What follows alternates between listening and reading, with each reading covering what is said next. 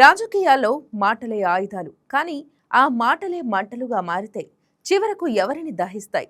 మీరు పెట్టిన మంటే మిమ్మల్ని దహించి వేస్తుందంటూ వైసీపీ అధినేత జగన్మోహన్ రెడ్డి ట్వీట్లు చేస్తున్నారు.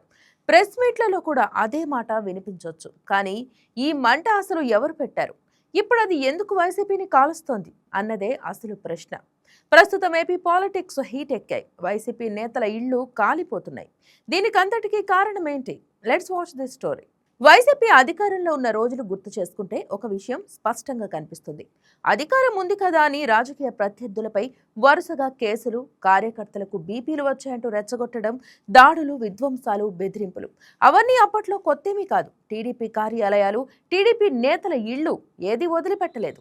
అధికార బలమే అహంకారంగా మారిందన్న విమర్శలు అప్పుడే వినిపించాయి. ఇక్కడ ఒక కీలక సంఘటన గుర్తు చేసుకోవాలి. జగన్ సీఎంగా ఉన్న సమయంలో టీడీపీ అధికార ప్రతినిధి పట్టాభి ఒక ప్రెస్ మీట్లో మాట్లాడారు. ఈ సందర్భంగా సజ్జల రామకృష్ణారెడ్డిని ఉద్దేశించి ఒక పదాన్ని ఉపయోగించారు. ఆ పదానికి స్పష్టమైన నిఘంటు అర్థం లేదని చాలా మంది చెబుతారు. ఊత పదంలా వాడే మాటగా కొంతమంది భావిస్తారు. కానీ జగన్ మాత్రం ఆ మాటకు తనదైన అర్థం చెప్పారు. అది బహిరంగ సభలో. తననే తిట్టారు అన్నారు. కార్యకర్తలకు బీపీలు వచ్చాయన్నారు. ఫలితం ఏమైంది? టీడీపీ ప్రధాన కార్యాలయంపై దాడి, పట్టాభి ఇంటి వరకు వెంబడింపు, రాష్ట్ర వ్యాప్తంగా ఉద్రిక్త పరిస్థితులు. ఇది ఒక్కరోజు కథ కాదు. ఇలాంటి దాడులు రోజువారీ రాజకీయంగా మారాయి. అంతకు ముందు 5 ఏళ్లు టీడీపీ అధికారంలో ఉన్నప్పుడు ఇలాంటి దాడులు జరిగాయా అంటే లేదని స్పష్టమైన సమాధానం వస్తుంది. అప్పట్లో కూడా రాజకీయ విమర్శలు జరిగాయి. తీవ్రమైన వ్యాఖ్యలు వినిపించాయి.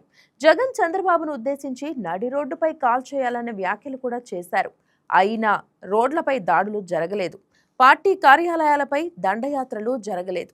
ఎన్నికల సంఘం ఆదేశాలతో చట్ట ప్రకారం కేసులు మాత్రమే నమోదయ్యాయి.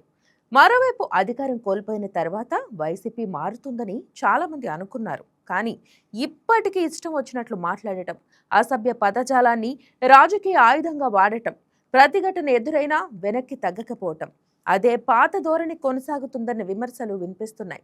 తన్నులు తిన్నా పర్వాలేదన్నట్టుగా రాజకీయాలు చేస్తూ అదే సమయంలో గగ్గోలు పెడుతున్నారన్న ఆరోపణలు వెల్లువెత్తుతున్నాయి.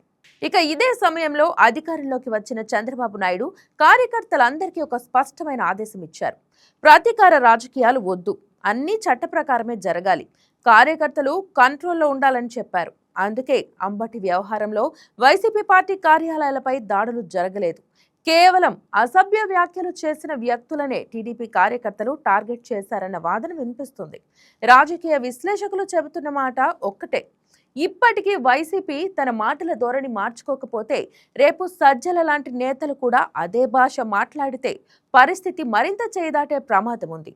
ఈ మంటను జగన్ రెడ్డే పెట్టారు. ఇప్పుడు అదే మంట వైసీపీని, ఆ పార్టీ నేతలను దహించి వేస్తుంది. ఈ నిజాన్ని జగన్తో పాటు వైసీపీ నాయకత్వం గుర్తిస్తేనే కనీస నష్టంతో బయటపడే అవకాశం ఉంటుంది అన్నది రాజకీయ వర్గాల స్పష్టమైన అభిప్రాయం.